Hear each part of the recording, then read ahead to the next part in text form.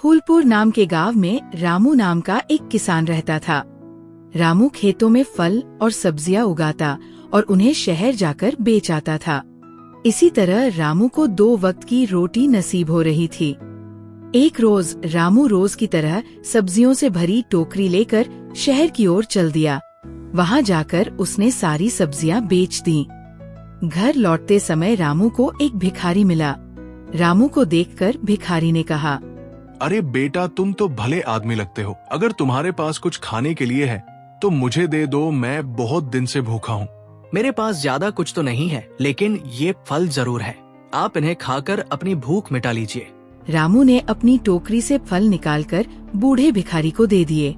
रामू का व्यवहार देखकर वो भिखारी बहुत खुश हुआ और बदले में रामू को एक जादुई मुर्गी दे दी।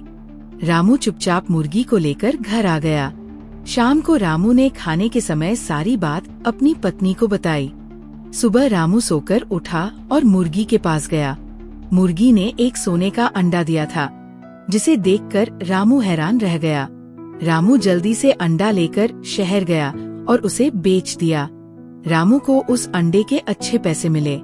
रामू और उसकी पत्नी ये सब देखकर बहुत खुश हुए।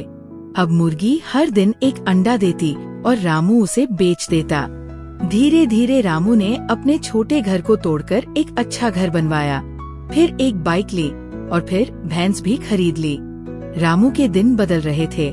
एक दिन रामू ने सोचा, मुर्गी रोज एक अंडा देती है, क्या पता इसके पेट में ढेर सारे अंडे हो। अगर मुझे वो अंडे मिल गए तो मैं जल्दी ही अमीर बन जाऊंगा। रामू मुर्गी के पास गया और उसका पेट खोलने की तरकीब सोचने लगा। उसने छुरा लेकर मुर्गी पर वार किया, जिससे मुर्गी मर गई, लेकिन उसके पेट में कोई अंडा नहीं था।